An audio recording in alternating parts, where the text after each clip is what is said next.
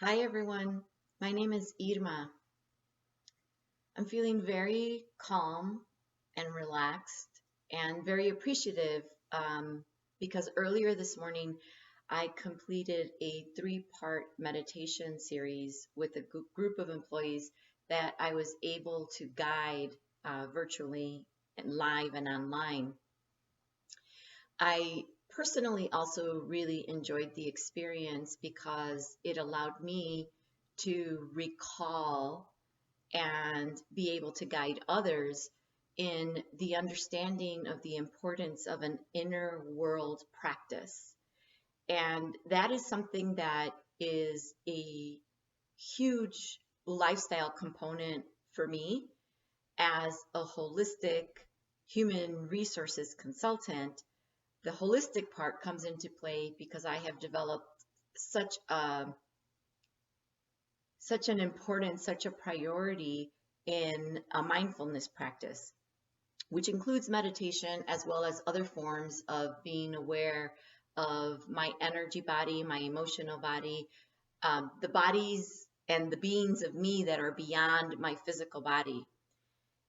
In these moments of time where there's so much uncertainty and it feels like there is maybe like chaos that is happening around us, so many emotions stir up in the body, and some of them might stem from internal old wounds or traumas, or might be triggered by external stimulus with the pandemic that's happening around us and decisions that are being made that are out of our control.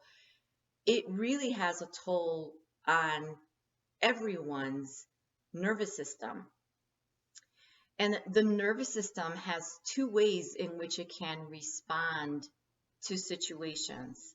And one of them is to respond in a sympathetic mode, which is what is known as fight, flight, freeze, or fawn. And any of those scenarios involve the nervous system responding in ways that either tense up our bodies, tense up our healthy systems, and activate hormones of stress. The alternative form in which the nervous system can reply to any kind of stimulus is through the parasympathetic response, which is the response of rest and digest. When we operate in a way where that response is possible, then we can tone the vagus nerve, which is the main nerve that activates the nervous system. And when that toning is balanced and it oscillates at a healthier rhythm, then our bodies can respond and activate the systems of healing and the hormones that produce healthy and pleasurable kinds of responses to our environment. And in turn, our body responds by functioning properly and by becoming immune to scenarios or energies or viruses that we may come in contact with. In order for us to be able to consciously choose our responses and help guide our nervous system to a state of health, it's important for us to shut down, even if it's just for a small degree or for a small amount of time, but to close ourselves from the external world around us and to practice an inner exercise. And the way to do that is through the practice of meditation. When we are in a meditative state and are scanning our internal world and understanding the awareness and the relationship between our emotions, our default responses, our reflexes, and how that is interpreted and in turn manifests through our bodies, then we build conscious awareness of what our triggers are. And with conscious awareness, we can then be active and play an active role in participating in bringing in the kinds of energies and the kinds of actions and thoughts that are going to guide us to a healthier response.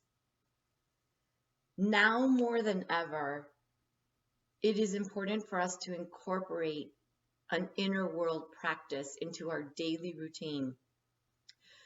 It's likely that many of us are riding this pendulum of responding to social isolation by gravitating towards technology and having technology be a source of connection with others. And that in and of itself is great to stay connected, and it's important to have a support network. Equally as important is to take the time to also go inward and to take the time to be with yourself and notice whether the gravitation towards finding connection with others is maybe also a reactionary survival response. And one that, while it is important, it is not going to be the overall source of the information and wisdom that your own particular body and your own particular higher self can communicate with you when you take a moment to be with your own self and go inward to determine what it is that your body needs. What are the emotions that you are processing? And how can you allow yourself the space and the time and the nurturing in order for you to have that outlet? And that outlet is what creates a way for you to have energy moving through your body and transmuting that which is stuck or doesn't serve you into such beautiful, fresh, healing life force and healing energy. This is a 3-part practice that I took a group of employees through and just completed it this morning, as I stated earlier. I am also happy to provide one-on-one guidance for anyone who would like to understand or have some kind of practice in how to get started with building an inner world experience.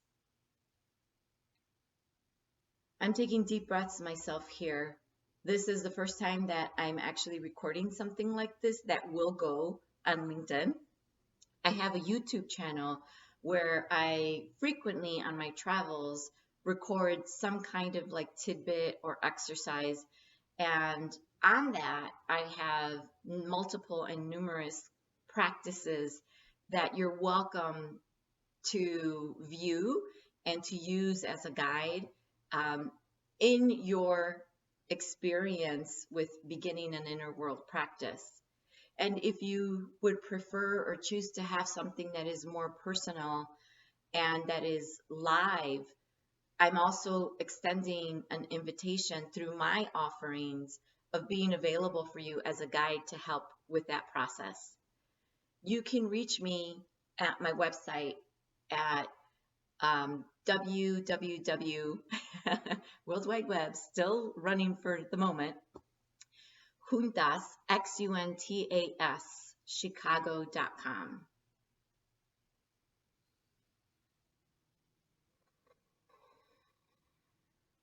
With a couple more deep breaths, I will just close this little segment.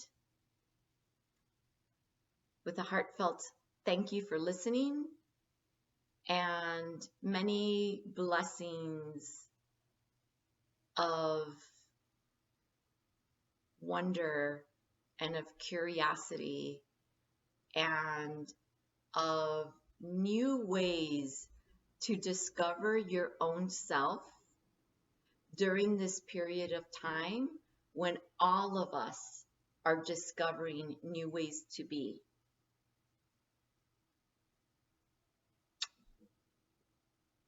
Ciao.